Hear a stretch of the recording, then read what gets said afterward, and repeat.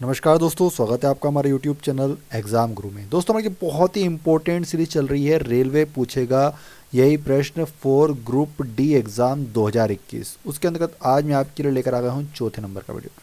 इसके पहले मैं इस सीरीज़ के 3 वीडियो कंप्लीट करा चुका हूँ, नहीं दिखाया सबसे पहले चौथा वीडियो पूरा देख लीजिएगा। उसके बाद हमारे पुराने 3 वीडियो भी देख लीजिए। लिंक मैंने डिस्क्रिप्शन बॉक्स में दे दिया है प्लेलिस्ट का, और आप ऊपर आई के बटन से भी देख सकते हैं। देखिए, आपको पता होगा कि ग्रुप डी एग्ज़ाम 2021 में, जिन बच्चों को नहीं पता है मैं बता दूं कि जीके, जीएस और करंट अफेयर्स तीनों के मिला के टोटल 45 क्वेश्चन आने वाले हैं, जिसमें से ये मान लीजिए कि 25 क्वेश्चन आपके साइंस के होंगे और 20 क्वेश्चन आपके current affairs plus general knowledge, general awareness के होंगे। इस प्रकार 45 क्वेश्चन आने वाले हैं। जिस बच्चे ने ये सीरीज़ अच्छे से फॉलो कर ली, यकीन मानिए कि आपके 45 में से पूरे मार्क्स आने की पूरी पूरी संभावना है। तो बिना टाइम वेस्ट किए रेलवे ग्रुप डी एग्ज़ाम 2021 के लिए जो हमने रेलवे पूछेगा यही प्रश्न सीरीज़ चला है, उसके चौथे नंबर का वीडियो स्टार्ट करते हैं। और एक और इम्पॉर्टेंट बात बता देता हूँ, बहुत सारे बच्चों को तो पता होगी कि शनिवार शाम 7 बजे, हर शनिवार शाम 7 बजे आपके लिए मास्टर वीडियो आएगा, ठीक है ना। हर शनिवार शाम 7 बजे, मतलब महीने में 4 शनिवार हो रहे हैं तो 4 आपके लिए मास्टर वीडियो आएंगे। और इस शनिवार को पहले नंबर का वीडियो ला रहा हूँ मैं, जनरल साइंस ग्रुप डी के लिए। जनरल साइंस सामान्य विज्ञान के 1000 मोस्ट इंपॉर्टेंट क्वेश्चन। वीडियो थोड़ा बड़ा होगा, इसलिए शनिवार को लॉन्च कर रहा हूँ कि आप आराम से देखें। तो रविवार को छुट्टी रहती है तो कोई दिक्कत नहीं, शनिवार की रात को आराम से बैठ के 3 से 4 घंटे का वीडियो आप देख सकते हैं, ठीक है ना। और 100% श्योरिटी है कि आपका ग्रुप डी के एग्ज़ाम 2021 में एक भी क्वेश्चन नहीं छूटेगा। ये पूरी गारंटी है। 25 में से 25 मार्क्स भी आ सकते हैं अगर आपने इस तरह के वीडियो को अच्छे से फॉलो कर लिया, मास्टर वीडियो को, ठीक है ना। तो चलिए, आज का हमारा जो रेलवे पूछेगा ये प्रश्न है एनटीपीसी ग्रुप डी के लिए जो चल रहा है, उसका चौथे नंबर का वीडियो बिना टाइम वेस्ट के स्टार्ट करते हैं। सबसे पहला प्रश्न देखिएगा दोस्तों स्क्रीन पर, बहुत ही महत्वपूर्ण प्रश्न है। वह प्रसिद्ध जैन विद्वान कौन था जिसका अकबर बहुत सम्मान करता था? तो कौन था वह प्रसिद्ध जैन विद्वान जिसका अकबर बहुत सम्मान किया करते थे? दोस्तों ये था हरिविजय। कौन था? Harivijay. Option number C right answer. अगला प्रश्न है, रॉकेट की गति पर कौन सा संरक्षण सिद्धांत लागू होता है? आपको बताना है कि रॉकेट की गति पर इनमें से कौन सा संरक्षण सिद्धांत लागू होता है। तो संवेग संरक्षण आपने पढ़ा भी होगा आपके 8th 9th 10th की बुक में। संवेग संरक्षण का सिद्धांत पे कार्य करता है वो। अगला प्रश्न है, भारत छोड़ो आंदोलन के समय वायसराय कौन थे? तो देखिए, जिस समय भारत छोड़ो आंदोलन चलाया गया था उस समय भारत में वायसराय कौन थे? Lord Linlithgow. कौन थे? Lord Linlithgow. नेक्स्ट क्वेश्चन है दोस्तों, माइक्रोप्लाज्मा किस रोग से संबद्ध है? वह किन अवयवों को प्रभावित करता है?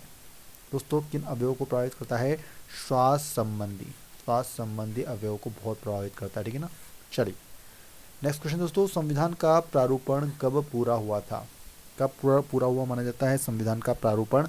तो ये आपका 26 नवंबर सन 1949 को। कब? 26 नवंबर सन 1949। आपको पता होगा दोस्तों, संविधान दिवस, ये क्वेश्चन घुमा के भी पूछा सकता है कि संविधान दिवस कब मनाया जाता है, ठीक है ना। ऐसा भी क्वेश्चन आ सकता है। तो आपको पता होना चाहिए कि 26 नवंबर को मनाया जाता है संविधान दिवस, ठीक है ना, क्योंकि इसका प्रारूप तैयार कर लिया गया था संविधान का 26 नवंबर सन 1949 को, इसलिए प्रतिवर्ष 26 नवंबर को संविधान दिवस के रूप में मनाया जाता है। नेक्स्ट क्वेश्चन देखिए दोस्तों, अफीम युद्ध किनके बीच लड़े गए थे? दोस्तों अफीम युद्ध लड़ा गया था ब्रिटेन और चीन के मध्य। किनके मध्य लड़ा गया था? ब्रिटेन और चीन के मध्य। अगला प्रश्न देखिए दोस्तों, संयुक्त राष्ट्र का पहला महासचिव कौन था? तो कौन थे संयुक्त राष्ट्र के पहले महासचिव? तो ये थे त्रिगवेली। ऑप्शन नंबर राइट आंसर दोस्तों, त्रिगवेली थे। नेक्स्ट क्वेश्चन है, गुजरात तट से दूर जिस विवादास्पद तटीय पट्टी पर भारत और पाकिस्तान बातचीत कर रहे हैं उसका नाम क्या है? क्या कहते हैं उसको? तो दोस्तों उसको सर क्रीक कहा जाता है। क्या कहा जाता है? Sir creek. नेक्स्ट क्वेश्चन, किसने यह आह्वान किया था कि पुनः वेदों को अपनाएं? किसने आह्वान किया था कि पुनः वेदों को अपनाएं? तो यह आह्वान था दोस्तों दयानंद सरस्वती का। Option number C right answer. Next question है, भारत में संघ राज्य क्षेत्रों की संख्या कितनी है? भारत में संघ राज्य क्षेत्रों की संख्या कितनी है दोस्तों? 7 है, शायद मेरे ख्याल से 8 हो चुके हैं अब, ठीक है ना। एक बार आप बताइएगा कमेंट बॉक्स में थोड़ा सा इसको अपडेट करके, ठीक है। चलिए, अगले प्रश्न की ओर चलते बताएंगे दोस्तों, बिजली के पंखे की गति बदलने के लिए प्रयुक्त साधन इनमें से कौन सा है? देखिए सिंपल क्वेश्चन है, रेगुलेटर का प्रयुक्त किया जाता है, ठीक है ना, सबको पता भी होगा, ज़्यादा रुकेंगे नहीं इस क्वेश्चन पे। नेक्स्ट क्वेश्चन, गांधी फिल्म का निर्माण किसने किया था? इंपॉर्टेंट क्वेश्चन दोस्तों, गांधी फिल्म का निर्माण किसने किया था? तो बैन किंग्सले की फिल्म थी दोस्तों। किसकी थी ये? Ben Kingsley. Next question, Qutub Minar के मुख्य द्वार का क्या नाम है? कुतुब मीनार के मुख्य द्वार का क्या नाम है? तो दोस्तों उसको अलाई दरवाज़ा कहा जाता है। क्या कहा जाता है? अलाई दरवाज़ा। अगला प्रश्न कि दोस्तों केंद्रीय सरकार का उच्चतम सिविल अधिकारी कौन है? तो केंद्रीय सरकार का उच्चतम सिविल अधिकारी कौन होता है? मंत्रिमंडल का सचिव। Option number C right answer. Next question है भिन्न भिन्न तारों के भिन्न भिन्न रंग किसकी विविधता के कारण होते हैं? देखिए दोस्तों, जो आप आकाश में अगर आपने स्टार्स देखे होंगे तो उनके रंग भिन्न भिन्न होते हैं। तो वो जो रंग रहते हैं वो क्या दर्शाते हैं? वो उनका टेम्परेचर दर्शाते हैं, मतलब तापमान। Option number C right answer. अगला प्रश्न है डोली नाम है दोस्तों, डोली नाम है, ये एक प्रथम कृत्रिम भेड़ का नाम था, ठीक है ना। डोली किसका नाम था? प्रथम कृत्रिम भेड़ का। नेक्स्ट क्वेश्चन दोस्तों, अंगुली लेखन विज्ञान को सामान्यतः किस नाम से जाना जाता है? किस नाम से जानते हैं? तो उसको अंगुली छाप, फिंगर प्रिंटिंग के नाम से जाना जाता है, ठीक है ना। चलिए अगला प्रश्न है ग्रेफाइट बिजली का कैसा चालक है? तो कैसा चालक है? कुचालक, सुचालक, कैसा? तो दोस्तों सुचालक होता है, ठीक है ना। ग्रेफाइट क्या होता है? सुचालक। अगला प्रश्न देखिए दोस्तों स्क्रीन पर, भक्ति संप्रदाय अलखनामी के संस्थापक कौन थे? तो जो भक्ति संप्रदाय अलखनामी उसके संस्थापक थे आपके लालगिन या फिर लाल बेग भी बोल सकते हैं आप इनको। Option number B right answer. Next question, जब हम छुई मुई के पौधे की पत्तियों को छूते हैं तो पत्तियां बंद हो जाती है, इस गति को क्या कहते हैं? तो इसको कंपनुकूची गति कहते हैं दोस्तों। क्या कहते हैं इसको? कंपनुकूची गति। Option number C right answer. Next question देखिए दोस्तों, किस सुनिश्चित क्षेत्र में संपूर्ण अनोन्य क्रिया करते प्राणी और पादप कहलाते हैं? किसी सुनिश्चित क्षेत्र में संपूर्ण अनोन्य क्रिया करते हुए प्राणी मतलब जंतु और पादप क्या कहलाते हैं? तो उसको जीवोम या फिर बायोम भी बोल सकते हैं आप उसको। क्या कहलाते हैं? जीवोम या फिर बायोम। नेक्स्ट क्वेश्चन, सार्वजनिक क्षेत्रों की नेपा न्यूज़ प्रिंट फैक्ट्री कहाँ पर स्थित है? नेपा न्यूज़ प्रिंटिंग फैक्ट्री कहाँ पर स्थित है दोस्तों? ये मध्य प्रदेश में नेपा नगर में, ठीक है ना, आपने सुना होगा ये। अगला प्रश्न देखिए दोस्तों, प्रवाल भित्तियों को संरक्षित रखने के लिए भारत सरकार ने निम्नलिखित में से एक को समुद्री पार्क घोषित किया है। प्रवाल भित्तियों को संरक्षित रखने के लिए दोस्तों लक्षद्वीप द्वीप समूह को किया है भारत सरकार ने, ठीक है ना, समुद्री पार्क घोषित। ये भी इंपॉर्टेंट क्वेश्चन है। अगला प्रश्न है न्यूक्लियर रिएक्टर में न्यूट्रॉन को किससे अवमंदित किया जाता है? जो न्यूक्लियर रिएक्टर्स होते हैं दोस्तों उसमें जो न्यूट्रॉन्स होते हैं उनको किससे अवमंदित किया जाता है दोस्तों? तो ये मॉडरेटर के माध्यम से, ठीक है ना। किससे? मॉडरेटर के माध्यम से। नेक्स्ट वन, साधारण लवण का रासायनिक नाम क्या है? तो क्या है साधारण लवण का रासायनिक नाम? इसको सोडियम क्लोराइड कहा जाता है। क्या कहा जाता है दोस्तों? Sodium chloride. नेक्स्ट क्वेश्चन है क्रीमियम युद्ध किनके बीच हुआ था? तो क्रीमियम युद्ध हुआ था दोस्तों आपके रूस और टर्की के बीच हुआ था। किनके बीच हुआ था? रूस और टर्की के बीच। अगला प्रश्न, अफगानिस्तान में बुद्ध की 2 विशाल मूर्तियों को किस स्थान पर नष्ट किया गया था? तो कहाँ पर नष्ट किया गया था दोस्तों? ये बामियान में किया गया था। कहाँ पर नष्ट किया गया था? बामियान में। नेक्स्ट क्वेश्चन है किसके लिए मुद्रा का अंकित मूल्य उसके यथार्थ मूल्य से अधिक है? तो मुद्रा का अंकित मूल्य उसके यथार्थ मूल्य से अधिक है तो दोस्तों प्रतीक मुद्रा में होता है। किसमें होता है? प्रतीक मुद्रा में। नेक्स्ट, कौन से ईस्वी सन में कलकत्ता और आगरा के बीच प्रथम टेलीग्राफ लाइन खोली गई थी? तो किस सन में खोली गई थी कलकत्ता और आगरा के बीच प्रथम टेलीग्राफ लाइन? तो ये आपकी दोस्तों 1854 ईस्वी में खोली गई थी। Option number D right answer. Next question है भारत में प्रमुख फ्रांसीसी बस्ती इनमें से कौन सी है? दोस्तों ये पौंडीचेरी को माना जाता है। किसको माना जाता है? पौंडीचेरी। अगला प्रश्न देखिए दोस्तों स्क्रीन पर, राजनीति और धर्म को साथ साथ चलना चाहिए, यह कथन किसका है? किसने कहा था ऐसा कि राजनीति और धर्म को साथ साथ मिलकर चलना चाहिए तभी एक अच्छा समाज बनेगा? तो दोस्तों ये महात्मा गांधी का कथन था, ठीक है ना। अगला प्रश्न देखिए दोस्तों स्क्रीन पर, जब कुल राजस्व के समान ही कुल लागत होती है तब उस स्थिति को क्या कहा जाता है? जब कुल राजस्व के समान ही कुल लागत होती है तो उस स्थिति को दोस्तों संतुलन स्तर बिंदु कहा जाता है। क्या कहता है? संतुलन स्तर बिंदु।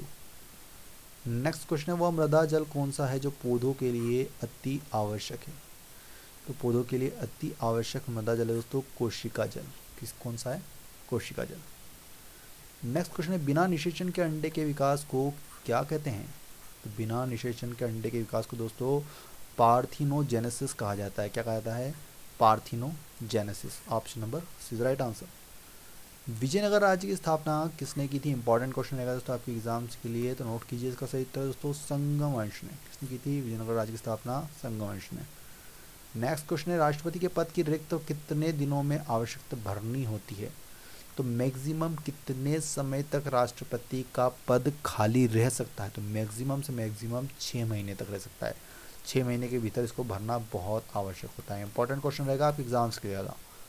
अगला प्रश्न दोस्तों, पठार की स्थलाकृति किस कार्य के लिए आदर्श है। तो नोट कीजिए दोस्तों, जो पठार की स्थलाकृति होती है वो खनन के लिए आदर्श होती है। सबसे बढ़िया option number be the right answer.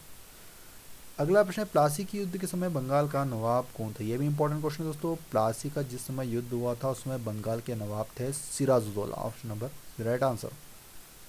Next question है भारत में मुगल सत्ता की स्थापना किस लड़ाई के बाद हुई थी। तो जो भारत में मुगल सत्ता की स्थापना हुई थी दोस्तों, जो पानीपत की पहली लड़ाई हुई थी जस्ट उसके बाद हो गई थी, ठीक है ना। इसके बाद पानीपत की पहली लड़ाई के बाद। अगला प्रश्न है पीतल किसकी मिश्र धातु है। इंपॉर्टेंट क्वेश्चन दोस्तों, जो पीतल होता है वो कॉपर और जिंक की। Option number is right answer, copper and zinc की मिश्र धातु है। नेक्स्ट क्वेश्चन दोस्तों, मानव में लिंग का निर्धारण किसके द्वारा होता है। तो देखिए, जो मानव में लिंग का निर्धारण होता है वो गुणसूत्रों के माध्यम से होता है। किसके द्वारा होता है, गुणसूत्रों के माध्यम से। Option number B is right answer. Next question है रूस की बोल्शेविक क्रांति किसका प्रतीक थी। तो जो रूस की बोल्शेविक क्रांति थी दोस्तों, वो साम्यवादी शासन के आगमन की प्रतीक मानी जाती है। किसकी, साम्यवादी शासन के आगमन की प्रतीक। अगला प्रश्न है संविधान सभा के अस्थायी अध्यक्ष कौन बने थे। तो देखिए, जो संविधान सभा के अस्थायी अध्यक्ष कौन बने थे, सच्चिदानंद सिन्हा थे। कौन थे, सच्चिदानंद सिन्हा। नेक्स्ट क्वेश्चन है ताजमहल की रूपरेखा, मतलब जो डिज़ाइन है ताजमहल का वो किसके द्वारा बनाया गया। तो दोस्तों ये उस्ताद ईसा ने बनाया था ताजमहल का डिज़ाइन, ठीक है ना। Option number C right answer. अगला प्रश्न है माले किसकी राजधानी। इंपॉर्टेंट क्वेश्चन दोस्तों, नोट कीजिएगा, मालदीव की राजधानी, ठीक है ना। माले किसकी राजधानी है, मालदीव की। नेक्स्ट क्वेश्चन है भारी मात्रा में अल्कोहल पीने वाले लोग प्रायः किस बीमारी से मरते हैं। तो देखिए, जो लोग बहुत ज़्यादा अल्कोहल का सेवन करते हैं, मतलब बहुत ज़्यादा दारू पीते हैं, वो सिरोसिस नाम की बीमारी से मरते हैं, ठीक है ना। इसलिए कभी भी अल्कोहल नहीं पीना चाहिए स्पेशली, ठीक है ना। हम तो यही कहेंगे, बाकी आपकी मर्जी। अगला प्रश्न है पाश्चुरीकरण एक प्रक्रिया है जिसमें दूध को गर्म किया जाता है। देखिए, दूध को कितने डिग्री पर और कितने समय तक गर्म किया जाता है पाश्चुरीकरण की प्रक्रिया में। तो 63 डिग्री से 30 मिनट तक अगर गर्म करेंगे तो उसे पाश्चुरीकरण की प्रक्रिया कहा जाता है। अगला प्रश्न है तो भारत में कौन सी नदी को खुला नाला भी कहा जाता है। तो किस नदी को कहा जाता है भारत में खुला नाला। तो दोस्तों ये यमुना नदी को कहा जाता है। जैसे बहुत प्रदूषित हो रही है नदी अभी, दिल्ली के जितनी भी फैक्ट्री है उसका कचरा प्रदूषण होता है वो पूरा इसी नदी में मिलता है, ठीक है ना। हमें नदियों को साफ रखना चाहिए। नेक्स्ट क्वेश्चन है पराध्वनिक जेट प्रदूषण पैदा करता है O3 परत को पतला करके। कौन सी, ओजोन जो परत होती है उसको, उस परत को पतला करके, ठीक है ना। और जो परत हमारे लिए बहुत ही इंपॉर्टेंट है, जो हमारी अल्ट्रा वायलेट रे से रक्षा करती है, जो सूरज से आती है हमारे लिए, समझिए आप।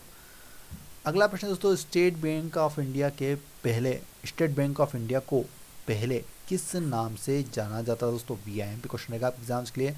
दोस्तों अगर आपने अभी तक वीडियो को लाइक नहीं किया तो प्लीज़ यार वीडियो को एक लाइक जरूर कीजिए और वीडियो को ज़्यादा से ज़्यादा शेयर कीजिएगा। और शनिवार शाम को हमारी मास्टर क्लास बिल्कुल देखिएगा। पूरी कोशिश की जा रही है कि 3 से 4 घंटे का आपको जनरल साइंस, मतलब 25 में से 25 मार्क्स लाने के लिए एकमात्र वीडियो में, एक ही वीडियो में 1000 क्वेश्चन कंप्लीट कराए जाएंगे। फिजिक्स, केमिस्ट्री, बायोलॉजी सभी के रहेंगे, ठीक है ना। बहुत ज़्यादा इंपॉर्टेंट वीडियो आने वाली है।